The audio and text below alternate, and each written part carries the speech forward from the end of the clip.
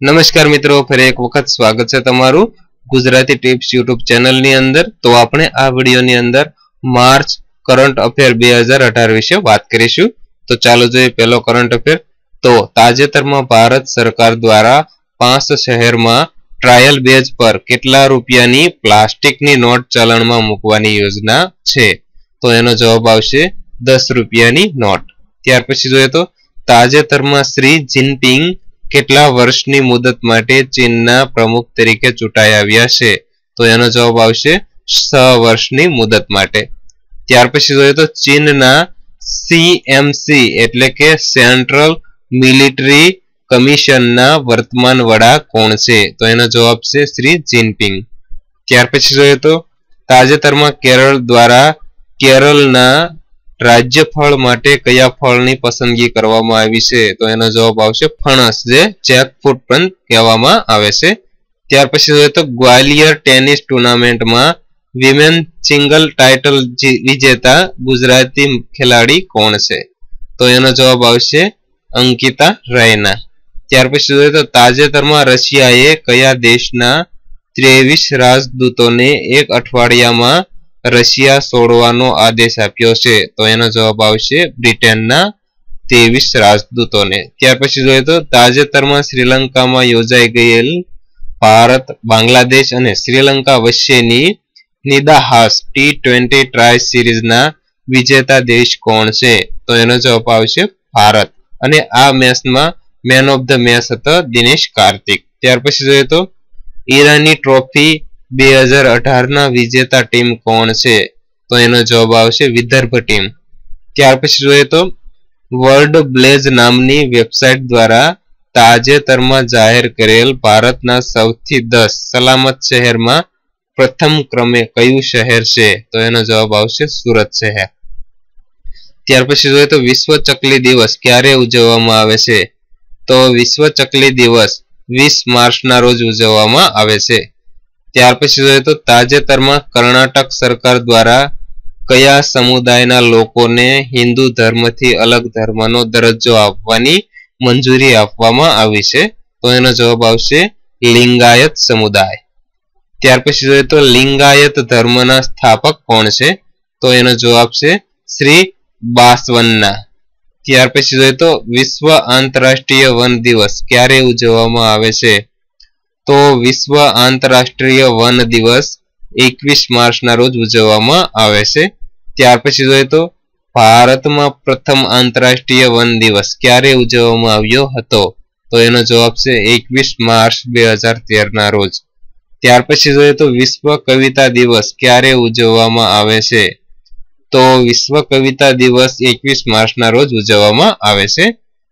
ત્યાર પછી જોઈએ તો વિશ્વ કવિતા દિવસની ઉજવણીની જાહેરાત કોના દ્વારા કરવામાં આવી હતી? તો વિશ્વ કવિતા દિવસ ઉજવવાની જાહેરાત યુનેસ્કો દ્વારા 21 માર્ચ 1999 થી કરવામાં આવી હતી. ત્યાર પછી જોઈએ તો યુનેસ્કો નું પૂરું નામ શું છે? તો યુનેસ્કો નું પૂરું નામ છે United Nations educational, scientific and cultural. ત્યાર પછી જોઈએ તો ભારતમાં 1 એપ્રિલ 2020 થી કેટલા વર્ષથી જૂના વેપારી વાહનો ઉપર પ્રતિબંધ મૂકવામાં આવશે? તો એનો જવાબ છે 20 વર્ષથી જૂના. ત્યાર પછી જોઈએ તો વિશ્વ જળ દિવસ ક્યારે ઉજવવામાં આવે છે? તો વિશ્વ જળ દિવસ 22 માર્ચના રોજ ઉજવવામાં આવે છે. ત્યાર પછી જોઈએ તો પ્રથમ વિશ્વ જળ દિવસ ક્યારે ઉજવવામાં આવ્યો હતો? તો પ્રથમ વિશ્વ જળ દિવસ 22 માર્ચ 1993 ના રોજ સંયુક્ત રાષ્ટ્રસંઘ દ્વારા ઉજવવામાં આવ્યો હતો. ત્યાર પછી જોઈએ તો વિશ્વના એકમાત્ર અને અંતિમ સફેદ નર ગેંડાનું તાજેતરની અંદર નિધન થયું છે. તો આ ગેંડાનું નામ શું છે? તો એનો જવાબ આવશે સુડાન. ત્યાર પછી જોઈએ તો તાજેતરમાં કઈ કંપની ઉપર ફેસબુકના 5 કરોડ વપરાશકર્તાના ડાટા ચોરી કરવાનો આરોપ લગાવવામાં આવ્યો છે? તો એનો જવાબ છે કેમ્બ્રિજ એનાલિટિકા. ત્યાર પછી જોઈએ તો ફેસબુકની સ્થાપના ક્યારે કરવામાં આવી હતી? તો ફેસબુકની સ્થાપના 4 ફેબ્રુઆરી 2004 ના રોજ કરવામાં આવી હતી. ત્યાર પછી જોઈએ તો વિશ્વ મોસમ દિવસ ક્યારે ઉજવવામાં આવે છે? તો વિશ્વ મૌસમ દિવસ 23 માર્ચના રોજ ઉજવવામાં આવે છે. ત્યાર પછી જોઈએ તો વિશ્વ શાળા દિવસ ક્યારે ઉજવાય છે? તો એનો જવાબ આવશે પણ 23 માર્ચ. તેવી જ રીતે વિશ્વ વાયુશાસ્ત્ર દિવસ ક્યારે ઉજવવામાં આવે છે? તો એનો પણ જવાબ છે 23 માર્ચ. ત્યાર પછી જોઈએ તો શહીદ ભગતસિંહ, રાજગુરુ અને સુખદેવને ક્યારે ફાંસી આપવામાં આવી હતી? તો એનો જવાબ છે 22 માર્ચ 1931 સાંજના 7:30 વાગ્યે. ત્યાર પછી જોઈએ તો વિશ્વ ક્ષય એટલે કે ટીબી દિવસ ક્યારે ઉજવવામાં આવે છે? તો વિશ્વ ક્ષય એટલે કે ટીબી દિવસ 24 માર્ચના રોજ ઉજવવામાં આવે છે. ત્યાર પછી જોઈએ તો ટીબી નું પૂરું નામ શું છે? તો ટીબી નું પૂરું નામ છે ટ્યુબરક્યુલોસિસ. ત્યાર પછી જોઈએ તો તાજેતરમાં અમેરિકાના નવા રાષ્ટ્રીય સુરક્ષા સલાહકાર તરીકે કોની નિમણૂક કરવામાં આવી છે? તો એનો જવાબ છે શ્રી જ્હોન બોલ્ટનની. ત્યાર પછી જોઈએ તો તાજેતરમાં ભારતે કઈ સુપરસોનિક ક્રૂઝ મિસાઇલનું સફળ પરીક્ષણ કર્યું છે? તો એનો જવાબ છે બ્રહ્મોસ મિસાઇલ. ત્યાર પછી જોઈએ તો સુપરસોનિક ક્રૂઝ મિસાઇલ બ્રહ્મોસનું સફળ પરીક્ષણ કઈ જગ્યાએથી કરવામાં આવ્યું હતું? તો એનો જવાબ આવશે પોખરણ પરીક્ષણ રેન્જ રાજસ્થાનની અંદરથી કરવામાં આવ્યું હતું. ત્યાર પછી જોઈએ તો બ્રહ્મોસ મિસાઇલનું સૌપ્રથમ સફળ પરીક્ષણ ક્યારે કરવામાં આવ્યું હતું? તો એનો જવાબ છે 12 જૂન 2001. ત્યાર પછી જોઈએ તો બ્રહ્મોસ મિસાઇલને ભારતીય સેનામાં ક્યારે સામેલ કરવામાં આવી હતી? તો એનો જવાબ છે નવેમ્બર 2006 ના રોજ.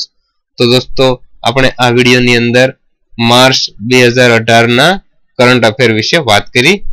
તો આવા જ નવા વિડીયો જોવા માટે પ્લીઝ અમારી ચેનલ સબસ્ક્રાઇબ કરી અને સાથેનું બેલ આઇકન જરૂર દબાવજો. તથા જો તમને આ અમારો વિડીયો પસંદ હોય તો એક લાઈક જરૂર કરજો અને અમારા વિડીયોને વધારે શેર કરવા વિનંતી. ખૂબ ખૂબ આભાર.